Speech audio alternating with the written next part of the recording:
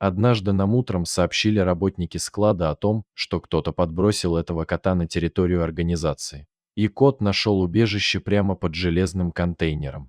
Там он спал, и неравнодушные люди его кормили. У него была согнута лапа. Голова была больше обычного, и череп немного деформирован. Он качался из стороны в сторону, и один глаз был меньше другого.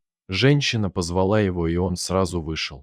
Мы принесли с собой еды, но кот не стал есть. Он вышел к нам, чтобы ласкаться. Имя дали Ластик. В этот день мы были готовы его везти в клинику, так как накопили немного денег на оплату первого приема у врача. Мы взяли его на руки. Котик был худой, но он так обрадовался нам. Был рад, что наконец-то его нашли. Ластик то и дело спрыгивал на землю, чтобы показать нам, где его убежище. Он пока еще не понимал, что мы приехали за ним, поэтому все время показывал нам свой новый дом под этим железным контейнером, как будто бы проявлял свое кошачье гостеприимство и звал нас к себе. «Вот, посмотрите, это мой дом». Он показывал нам свои владения, небольшой участок земли, где стояли его чашечки с кормом. И когда мы понимали это, наши сердца еще больше сжимались от жалости. Ведь Ластик показывал и делился с нами тем, что у него есть. Для него это был его мир, его ежедневный быт. И по сути у него была только его жизнь, этот железный бак и немного сантиметров грязной поляны. Это все, что оставили ему добрые люди, которые принесли его сюда, на улицу из дома. Мы его забрали и сразу же повезли в клинику. Пока ехали, он все время ерзал на наших коленях, показывая то, что он очень рад. Приехали мы в клинику быстро, и врач стал осматривать кота. Сразу доктор отметил, что у Ластика плохое дыхание. Он дышит плохо, вздыхает тяжело, вздыхает с трудом. Но он был еще котенком. Оказывается, котику было не более 6 месяцев, и у него как раз шла замена зубов. А по виду он казался крупным и совсем не похожим на котенка. У Ластика была высокая температура. Ему сделали все процедуры и назначили лечение. Котик стойко все перенес и был спокоен. Он понимал, что теперь он наш, и мы его спасаем. В клинике написали назначения и рекомендации. Посоветовали все же сделать компьютерная томограмма легких и гортани. К сожалению, на тот момент у нас не было возможности сразу пойти на обследование. Мы запланировали через месяц записать Ластика на все обследования в дорогой клинике. Это единственная клиника, в которой был аппарат компьютерной томограммы. А пока Ластик жил в нашем приюте, все лечение, которое нам выписали на дом, мы выполняли в полной мере. Ластику стало лучше. Он бегал и прыгал, даже стал забираться на клетку и там спал. Мы стали замечать, что у него снова засвистела гортань. В прямом смысле. Этот свист был все сильнее, и дышать ему стало сложнее. Чем дальше, тем сильнее он напрягался при вдохе. И вновь клиника. Врач нас послушал и сказал, что проблема не в легких. Снова нам поставили катетер, взяли кровь на анализ и назначили спрей для астматиков.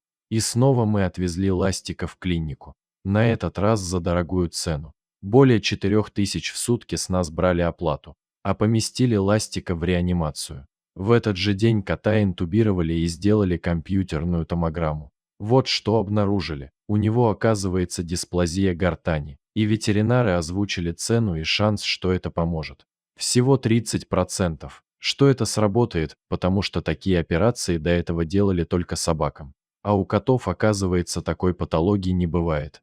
То, что случилось с Ластиком, это генетическая аномалия. И довольно редкая. Пока Ластик дышал через временную трахеостому. По-другому дышать он уже не мог. Гортань полностью сомкнулась. Даже не знаю, как мы успели все сделать, чтобы он не погиб. Из клиники забирать его нельзя было. Каждый час жизни врачи мониторили его состояние. И стому нужно было регулярно прочищать. А позже, когда поняли, что операция не помогла и дышать кот не сможет обычным путем, ему сделали постоянную трахеостому. Это отверстие, которое выведено в шее, и оно сделано напрямую из трахеи.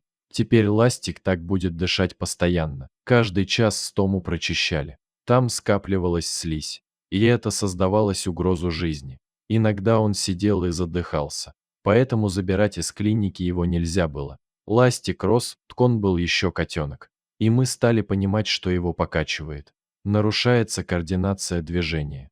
Врачи говорили о гидроцефале. На снимке КТ они обнаружили в черепе ликвор.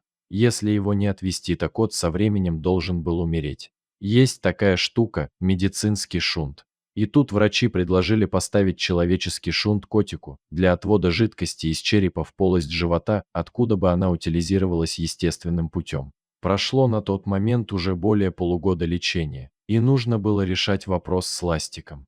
Ни мы, ни наши подписчики не были готовы потерять его. Лезть в череп пациенту – это непростая операция. И, соответственно, от этого и зависела цена вопроса. Это сложный оперативный метод лечения.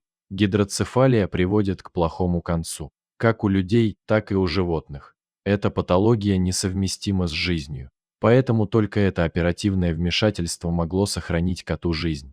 И мы уже не думали про кривую лапу. Итак, операция состоялась. Как раз на фото видно его битую головушку. Установили нам этот дорогущий шунт, а расположен он подкожно. Его вшили в череп, просверлив маленькое отверстие для вывода ликвора. И дальше шунт расположился как раз в области спины. На фото эта зона обозначена коричневой полоской йода. Второй край шунта выведен в живот. Именно туда отводится лишний ликвор из головы. Сейчас это упитанный кот. Он даже изменился ментально после операции в лучшую сторону. Ликвор стал отходить из черепа, и ластик стал более осознанным.